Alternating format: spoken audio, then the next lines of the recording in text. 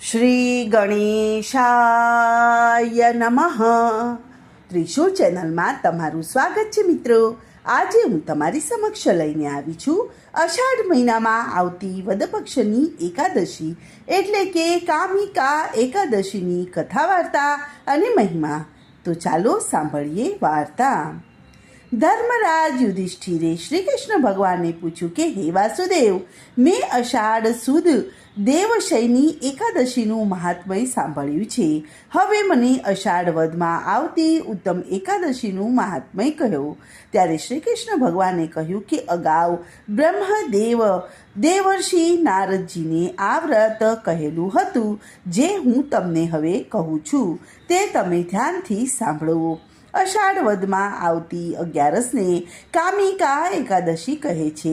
તેની ઉત્તમ કથા શ્રવણ કરવાથી વાજપેયી યજ્ઞનું ફળ પ્રાપ્ત થાય છે. આ પવિત્ર દિવસે વ્રત કરનારે શંખ ચક્ર ગદા પદ્મને ધારણ કરનાર શ્રી નારાયણ ભગવાનનું વિધિપૂર્વક પૂજન કરવું, જે સર્વ પાપને નષ્ટ કરી અને સુખ આપે છે. આ પવિત્ર દિવસે ભગવાન વિષ્ણુનું પૂજન કરવાથી જે ફળ મળે છે તે ગંગા, કાશી, પુષ્કર વગેરેના સ્નાન દર્શનના ફળથી પણ વધારે છે. આ દિવસે તુલસીના પાનથી શ્રી હરિનારાયણનું પૂજન કરનારને પાપ કરવાની બુદ્ધિ થતી નથી. આ દિવસનું નારાયણ ભગવાનનું પૂજન સોના રૂપાના દાન કરતાં પણ અધિક ફળ આપે છે.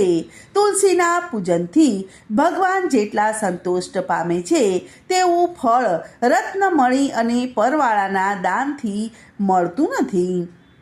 તુલસી એવી પવિત્ર છે કે જેના જોવા માત્રથી સર્વ પાપ નાશ પામે છે.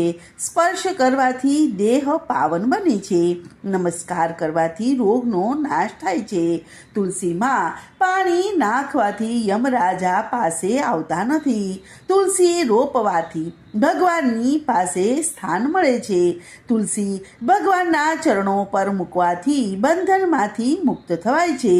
એવી કલ્યાણકારક તુલસીના વ્રતધારીઓએ નિત્ય દર્શન કરવા જોઈએ.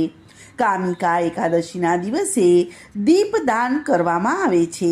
તેના પુણ્યની સંખ્યાનો મેળ ચિત્રગુપ્તના ચોપડામાં પણ મળતો નથી.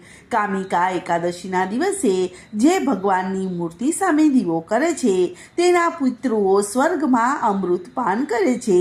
જે વ્રતધારીઓ આખો દિવસ અને રાત ઘીનો કે તેલનો દીવો બાળશે તે કરોડો દીપકના અંજવાળા સાથે સૂર્યલોકમાં જઈને વાસ કરશે.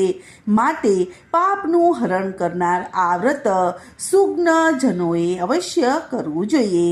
જે ભાવિકો આ કામિકા એકાદશીનું વ્રત કરશે, કથા વાર્તા વાંચશે અથવા તો સાંભળશે તે વિષ્ણુ લોકમાં જઈને વાસ કરશે. તો મિત્રો, આ હતી કામિકા એકાદશીની કથા અને વાર્તા.